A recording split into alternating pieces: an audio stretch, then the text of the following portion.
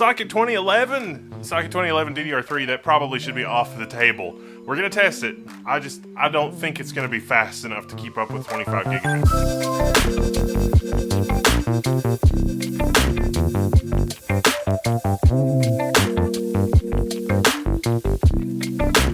So the first system that we've got to look at is a Cisco. Cisco's got some interesting stuff if you see these on the used market. This is a UCS C240 server. This is dual socket 2011. This particular one, I've already taken a look at it. It has 128 gigabytes of RAM, but the most important thing is that it's got 24 SAS ports at the front and a 1200 watt power supply. The fact that this power supply is 1200 watts tells us that this thing was really designed for 15,000 RPM serial attached SCSI hard drives, mechanical hard drives. The lasting power, the staying power of 15,000 RPM hard drives on a 10-year-old chassis like this, not great. And chances are, if this thing was in continuous use for 10 years, 35-40% of the 15K RPM hard drives would be dead. So if you still have 15,000 RPM hard drives in your enterprise, or you're using them for real business uses, I would advise against that. 15,000 RPM and a 2.5-inch package, really hard to keep up with. The rest of the system really doesn't use all that much power. So it might seem amazing that this thing is 1200 watts, but in reality, if you replace the mechanical hard drives with SSDs, it's not really going to use that much power. Our Kioxia PM7 drives use a tiny fraction of that power, even though they can do 2.4 gigabytes per second, a single disk speed that was absolutely unheard of when this chassis was put together. I've put 12 of them in this chassis just to see what we can do. The other thing you should look for, other than the power supply, is what's your disk situation like? So you can see that the back plane here is connected to a little circuit board kind of in the middle, and we've got 2 SAS connections there. That's 8 lanes. This was a perfectly reasonable way to approach storage 10 years ago, because what mechanical hard drives on Earth are going to be able to saturate 8 SAS lanes? Well, fast forward to the SSD era, and every single SSD saturates its interface. The media is faster than the interface. Now, if you have a RAID controller in one of these chassis, you're going to have to flash it to IT mode or pass-through mode. We've written guides on that in the past on the Level 1 forum. There's tons of guides for that on the internet in general, Serve the Home, and a ton of other communities online. Not a big deal, not a thing to worry about. One thing that is the thing to worry about is, does your RAID controller look swollen? This is not a good situation. This thing cannot wait to catch on fire. It will literally burn your house down, because the lithium ion cell in this will fail catastrophically and become fire. So you don't want this. You want to take this apart. You can take the battery off of this, and then you can flash this to IT mode, and that would be okay. You can also pick up controllers like this on eBay for less than $100. If you do get a new controller, you should look for SAS 12. That's 1.2 gigabytes per second. SAS 24 is a little more expensive because that's current, that's modern. But the controller that's in this thing, SAS 6. So I'm going to assume that if you have SAS 6, you don't upgrade it, because chances are it's not going to be the bottleneck. Look, I've got 12 drives. SAS 6 is about 500-600 gigabytes per second. 12 times 500 should be able to clear 6 gigabytes per second. 25 gigabit Ethernet should be about 2.5 gigabytes per second. Best case scenario. Again, real skeptical that our Xeon E5 2660 CPUs in here, that's dual 8 core, is going to be able to keep up. 128 gigs of memory will help, because a lot of requests will come from memory, but bottom line, not going to be fabulous. The other thing that we're going to want to go ahead and do is add our Mellanox ConnectX-4 interface. I'm assuming that you got a Mellanox ConnectX-4. It doesn't have to be ConnectX-4. It could be dual 25 gig, could be anything. Could be single 25 gig, could be a different kind of interface. PCI Express 16 lanes, you're going to want to put it in an X16 slot. About all you have to worry about here is some of these PCIe slots come from CPU 1, and some of these PCIe slots come from CPU 2. Not really a big deal. The whole PCIe slot is served by CPU 1 or CPU 2. Doesn't really matter all that much on this genre of chassis until you get into performance optimization, where it might make sense to spread your RAID controller load so that one CPU is dealing with the RAID controller and the other CPU is dealing with the network. I mean, depending on the genre of CPU, it might actually make more sense to have the RAID controller and the network on the same socket instead of different sockets. That's an experiment left to the reader, or the viewer in this case. Just something to look for when you're shopping around. You might be tempted to try to use a hardware RAID controller in a machine this old. Don't do it. One, the hardware RAID controller is so old and slow that it's going to bring its 10-year legacy into the future, which you don't want. Secondly, when this machine dies catastrophically, and it will die catastrophically, you want an easy time porting your data from this machine to another one. Now I'm showing this with brand new Kioxia SAS drives, which I don't really recommend in hardware this old. We're just going to start here and sort of move up the ladder a little bit. Newer, okay, maybe. Hardware RAID, probably still not a great idea on a more modern platform. The Synology 3400D, that's basically software RAID. Most modern RAIDs in modern platforms is at least a hybrid RAID. There's not really a lot of actual physical hardware RAID going on, unless we're talking about a small number of disks, where small is usually like 8 or less. Sometimes you can have more than that, but generally, that's what we're talking about. So you want to use a disk controller. You don't want to use a RAID controller, or you want a RAID controller where it's just going to pass through individual disk control. That's what ZFS is designed for, and that's a whole other conversation if you've not waded into the waters of ZFS or understand the differences between hardware and software RAID. But let's get TrueNAS put on this chassis, boot it up, and with our 25 gig interface plugged into our network, and see how that goes. So this is a much newer generation Cisco, and it's only got 8 2.5-inch bays, so I can't even use all 12. It's 1U. It's a 1U server. What do you want? But it is socket 2011 V3. I've got some Broadwell CPUs in there. Maybe some of you would tell me that's not trash. Those are trash. But we're going to try it and see how it goes. The first thing is the RAID controller. You don't have to throw out the RAID controller, but you do have to fiddle with the settings somewhat. And so I brought up the Mega RAID controller thing, and you got to control in all the way to controller management. And then you got to enable JBOD. JBOD just passes through the disks. That's all we want here. Without this option, when you go to your physical drive management and you bring up the menu with F2, you can't make it a JBOD. It's grayed out. It's still technically grayed out, but it knows what to do when you enable that option. So that's what we got to do here as kind of the baseline to get this configured. This is also a 2650, not a 2660, but 2650 V3. It's a lot faster per core, boosts higher. This has the promise of at least being not trash, although it's going to ultimately be trash because it's also nearing 10 years old. Let's get this put together and then I don't even know how to exit. When I'm testing, I don't even bother with trays a lot of the time. Sometimes you can use a tray creatively.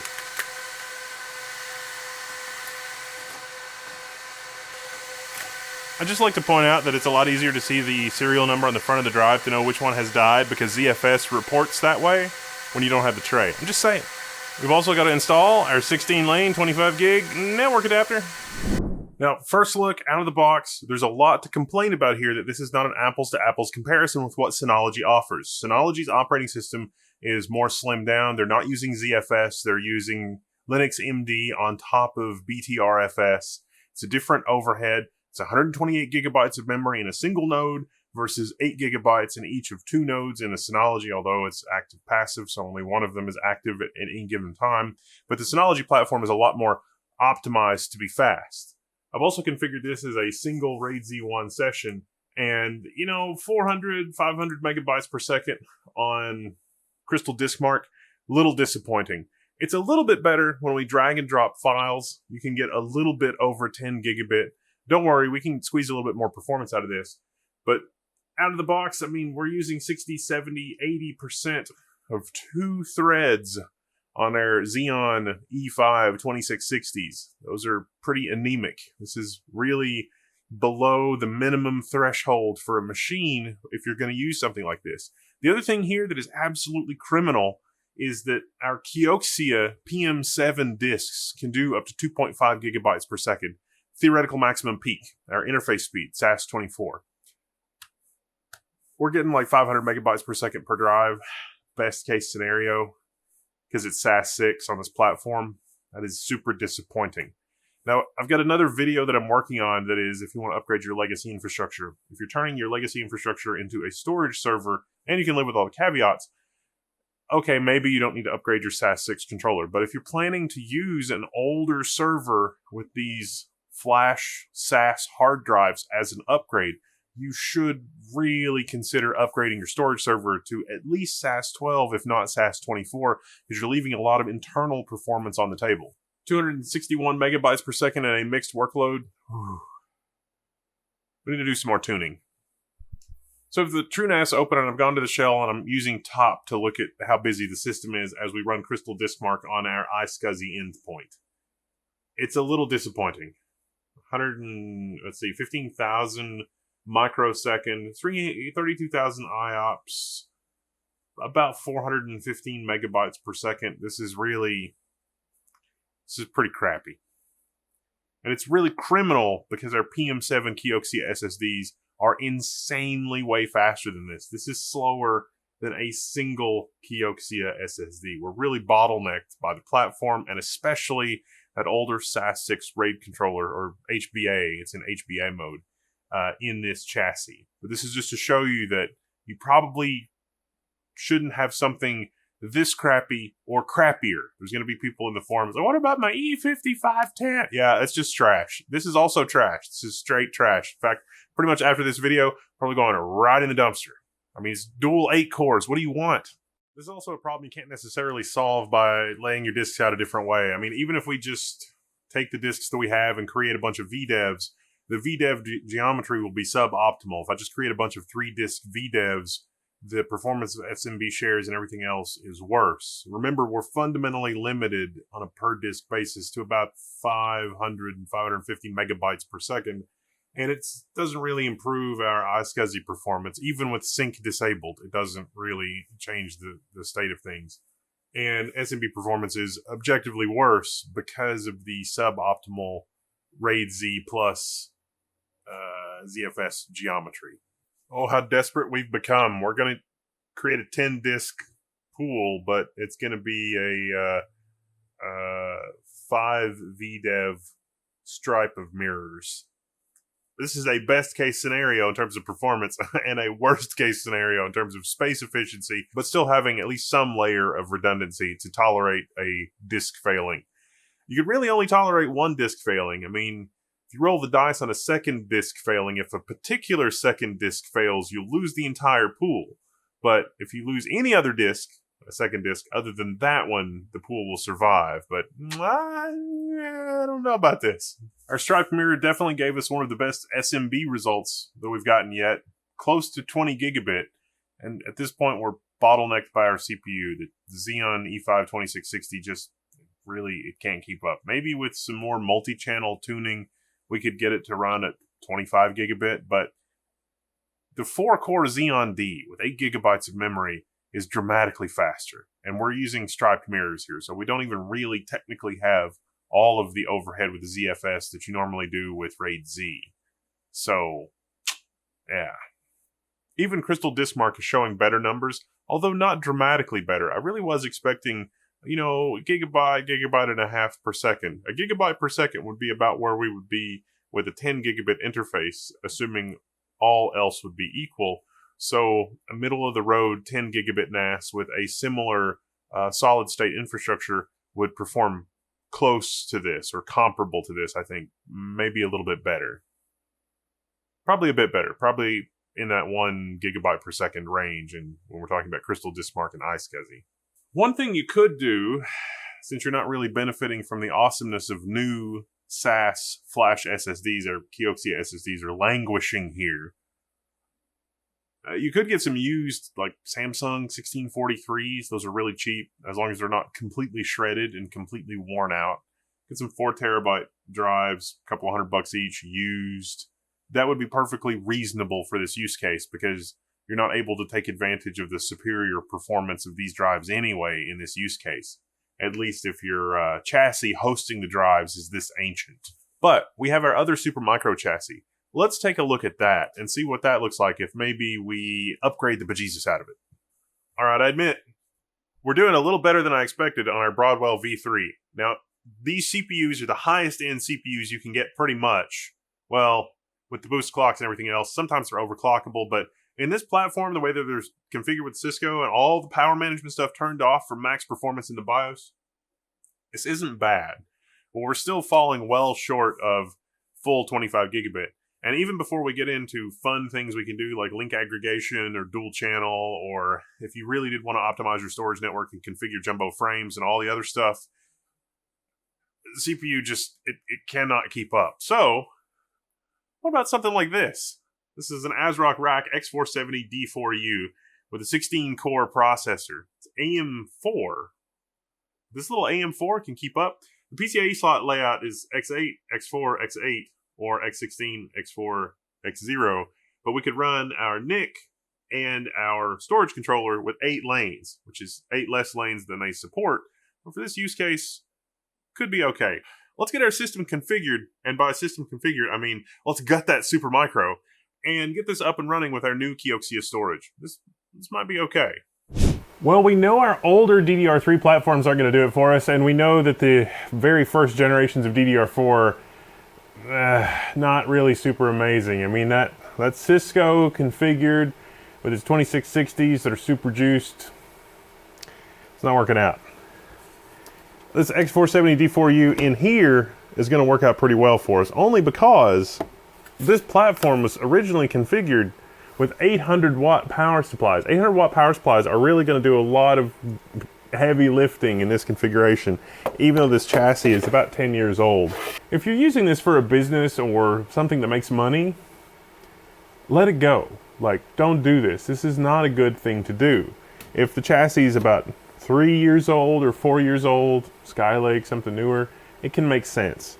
It usually never makes sense to retro convert a chassis like this with something modern. I mean, this X470 is modern, but this is still not really, like AM4 is not a server class socket. Like, this is just ASRock doing something clever and interesting. And the fact that this is 800 watts is going to be great because this platform is nowhere near 800 watts. So all we got to do is get this in there, get that configured, and we're good to go. Oh yeah, our configuration here. Suppose you don't have a 25 gig switch. That's okay.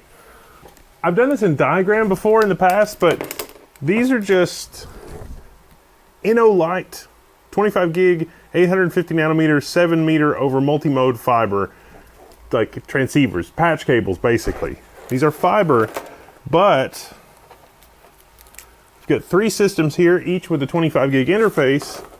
Every system can directly connect to every other system. So this has 2 ports in it. This will connect to each of these other 2 machines. So with this one 25 gig card, we can connect the Supermicro system to both the Cisco system and an older Gigabyte system. The Gigabyte has a card and it'll connect to each of the other 2.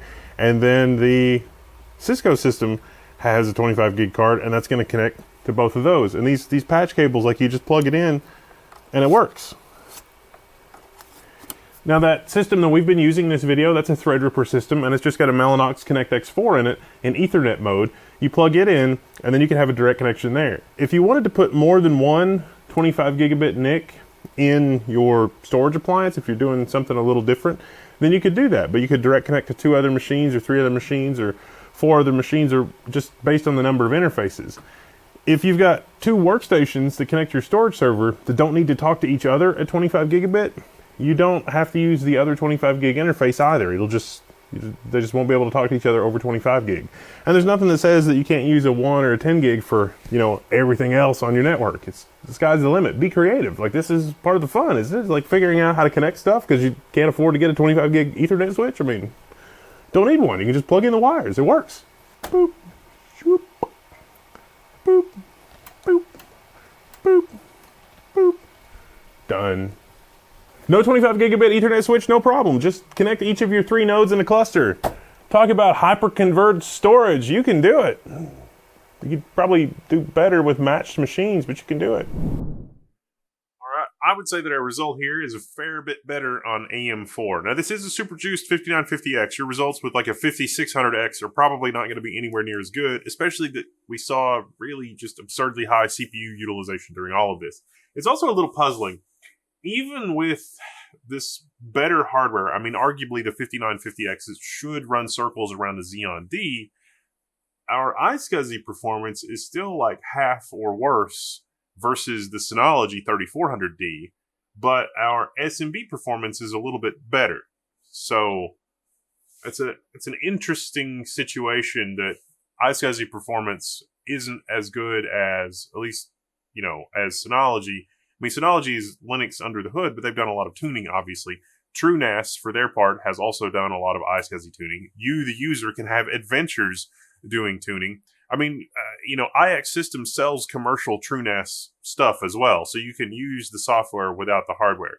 I mean, that whole thing is a weird situation with the software side of it. I mean, IX Systems, their part is not weird. It's like, hey, you want to try TrueNAS? You want to run it on your own hardware? Great. But they also sell hardware that's going to run a lot better and be more fine-tuned and give you better performance. So from IX Systems, you can buy a piece of hardware that runs TrueNAS and be good to go. But yeah, man, this iSCSI thing, I hope I don't have to go down a rabbit hole on a whole series of videos figuring out how to get the maximum performance out of iSCSI. Because how cool would it be if you had your Steam library on an iSCSI volume that you could achieve, you know, a couple gigabytes per second from? It's not local storage, but it's over the network, because 25 gig E really is pedestrian. Even if you don't have a switch, you can do the crossover trick that I showed you and just connect your systems together directly. So with all this, now maybe you see why I say 25 gig is basically table stakes. 25 gig cards are cheap, and even if you can't pick up a 25 gig switch, you can still take advantage of 25 gig speeds. It's actually kind of sad, because a lot of people are trying to get 10 gig for their home labs and 10 gig for their other setups. The 25 gig cards are cheaper than 10 gig, but 25 gig is where it's at. And yeah, you might be tempted to do the same thing with 100 gig. You definitely can do the same thing with a dual port 100 gig NICs. The difference there is that the software stack isn't quite there. It's really only been the last year or so that Windows and other operating systems have gotten to the point where you can just plug it in and it really does run at 25 gig. If you're going to venture beyond 25 gig, you really still need to do the jumbo frames and the separate storage network and configure your interrupts and RDMA and a lot of other advanced network technologies.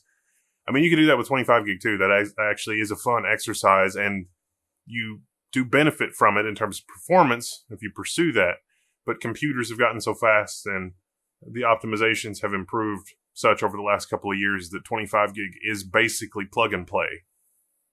And I love that. I love that you can just plug 25 gig in and be good to go, whether you're on Windows, Linux, probably not Mac, not even with Thunderbolt, because Thunderbolt's only 40 gigabit. I mean, how crazy is that? My dual port NIC here is faster than Thunderbolt by a lot and better latency. Tells you how obsolete Thunderbolt is. But that's a story for another day. Now, the one thing that I'm glossing over here is that the Synology solution, the 3400D, is an active passive dual node setup, meaning that the drives are physically attached to two computers. That's not really a thing anymore outside of specialty appliances. I don't think IX Systems has a ready-to-go appliance where you've got that shared disconnection. What you do instead is you build like a 3-node cluster. So what I showed you with the 25 gig network cards, you can set up 3 machines and spread your SSDs across the 3 physical machines. If you've got, 3 of those 1U Cisco machines, each with 8 bays, then yeah, you'd have 8, 16, 24 bays from 3 physical hosts. And you use other software like a Gluster to build one virtual server that responds to a virtual name on the network, but is serviced by 2 out of the 3 nodes in that cluster. And don't let anybody tell you you can build a 2-node cluster. You kind of can, but mostly the answer is no, because you still need a third witness device somewhere else running on something in order to get the job done. And so it's not an apples to apples comparison with what you get in something like the Synology 3400D. But if you're just looking for north of 2 gigabytes per second file shares, low latency, high performance iSCSI, yes, you can build something more inexpensively. But if you're doing an apples to apples comparison, again, 10 grand for the appliance, I think is a pretty reasonable deal in a commercial setting. Now, for home lab and stuff like that, yeah, obviously, go the e-waste route, build something. You'll learn a lot more along the way. You're going to have a lot more fun tuning iSCSI. But if you need something that's ready to go, well supported, and has a relatively mature software stack that is hard to DIY, then yeah, that's also a thing. And you could go either route. And I've given you a lot of really interesting ideas that you can take and run with in this video or in the forum at Level 1 Techs, which is where I'm going to go and hang out now. It's been enough rambling. I'm signing out. And I'll see you there. But let me know what questions you have and what other stuff, because that's what kind of inspired this video. It's like, hey, can't you DIY a 25 gigabit solution a lot cheaper? And it's like, yeah, if you're just looking to strap some hard drives to your network, you totally can, but you're giving up a lot. Let's see what we can do with e-waste. All right. Signing out. You can find me in the Level 1 Techs forum.